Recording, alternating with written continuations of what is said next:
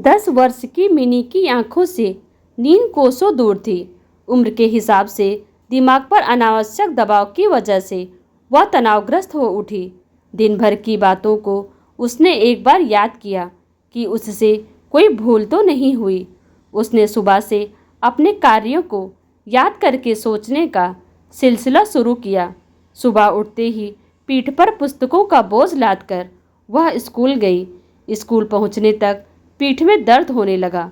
सप्ताह भर पहले ही तो उसे बुखार आया था। अब 2 दिनों से वह स्वस्थ है।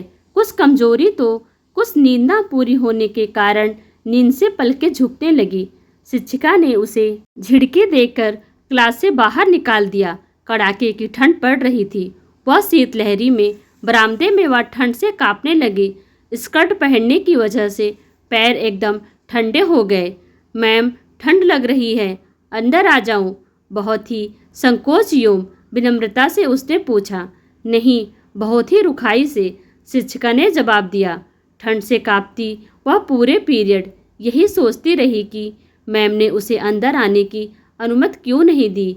घर में मम्मी पापा का खौफ तो स्कूल में शिक्षिका का। शाम में वह ट्यूशन जाती है। आते ही उसे मम्मी फिर पढ़ने बैठा देती हैं तो बार बार उसकी नींद टूट जाती। सुबह गहरी नींद में थी कि मम्मी ने उठा दिया। आंखें बंद किए ही उसने ब्रश किया। स्कूल में शिक्षिका सिखाती, मछली है जल की रानी, जीवन है इसका पानी। उसे अच्छा लगता यह सब। बहुत से बच्चे स्कूल के पास आते ही रोना शुरू कर देते। कुछ बच्चों की मम्मी प्यार से समझाकर उन्हें गेट के अंदर भेजती तो कुछ बच्चे डांट खाकर स्कूल के अंदर प्रवेश करते। घर आने पर भी वह हमेशा गाती, जल की रानी। अचानक उसकी नींद उचट गई। बरसों बाद आज फिर वह मछली है जल की रानी धीरे धीरे गुनगुनाने लगी। उसे लगा वह एक मछली है जिसके चारों तरफ किताबें, शिक्षिका, ट्यूशन तथा मम्मी पापा हैं जो उसे कह रहे हो, पढ़ो पढ़ो। वह हड़बड़ाकर उठ बैठी। अंधेरे में चारों तरफ देखा तो डर और भी बढ़ गया। भय और प्यास से उसका कंठ सूख गया। उसके दिमाग की नसें फटने लगी। मम्मी कहती हैं खूब पढ़ो और डॉक्टर बनो, तो पापा कहते हैं इंजीनियर बनो। कोई उसे नहीं कहता ट्यूशन से आकर या होमवर्क करके थक गई हो, थोड़ा पार्क में खेल आओ। श्रेया, प्रिया सभी तो शाम में खेलती हैं। अंधेरे में वह देखने का प्रयास करने लगी। तभी उसे याद आया कि कल सुबह ही बुआ आ रही हैं। बुआ की याद आते ही उसके पूरे जिस्म में भय की एक लहर सी दौड़ गई। बुआ तो टीचर हैं, अब उसकी खैर नहीं।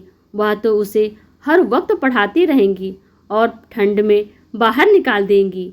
एक हाथ जोड़कर ईश्वर से प्रार्थना करने लगी, हे भगवान, बुआ ना आए। सुबह बुआ के आते ही घर में हलचल सी मच गई। वह दूर खड़ी चुपचाप बुआ को देखती रही। मन में इच्छा हो रही थी कि जाकर उन्हें प्रणाम करे, पर भय के मारे पांव कांप रहे थे। तभी बुआ ने कहा, अरे मिनी, दूर क्यों खड़ी है? मिनी ने आकर उन्हें प्रणाम किया तो बुआ ने उसे सीने से लगा लिया। बुआ उसके लिए ढेर सारे उपहार लेकर आई थी। दिन भर मिनी यही सोचती रही कि बुआ अब उसे पढ़ने को कहेंगी, लेकिन बुआ तो बहुत अच्छी अच्छी बातें बताती रही। हर वक्त वह मिनी की प्रशंसा करती। मिनी की मम्मी बुआ से शिकायत करने को तत्पर बैठी थी। उन्होंने शिकायत का पिटारा खोल ही दिया। पढ़ने लिखने में इसका मन लगता ही नहीं, न पढ़ने के बहाने तलाशती है।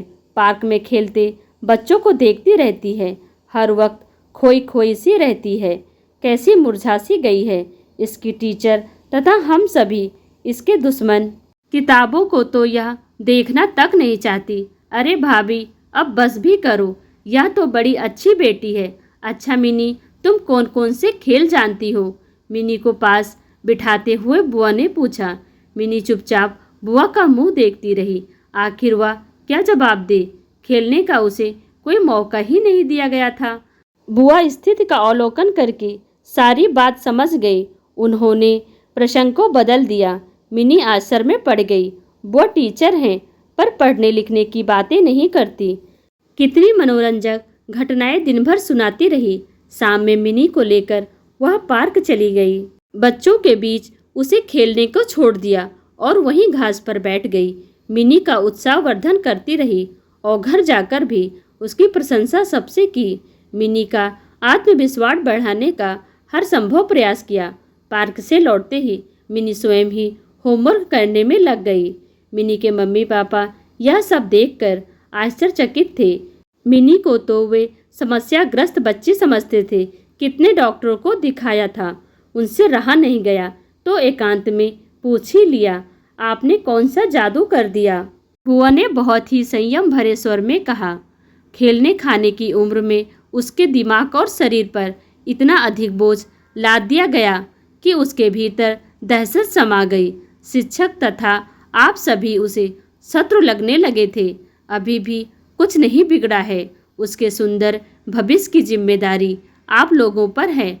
हताशा की स्थिति से उसे निकालें अथवा या वह अवसादग्रस्त हो जाएगी। सप्ताह भर में बुआ ने मिनी का कायाकल्प कर डाला। हमेशा उदास रहने वाली मिनी अब बात बात पर खिलखिला उठती। कभी बुआ से कहानी सुनती तो कभी उन्हें कविता सुनाती। उसके पापा चुटकुल्ले सुनाते तो मम्मी सबको अंताक्षरी खेलने को तैयार कर लेती। पढ़ाई के समय पढ़ाई भी हो जाती।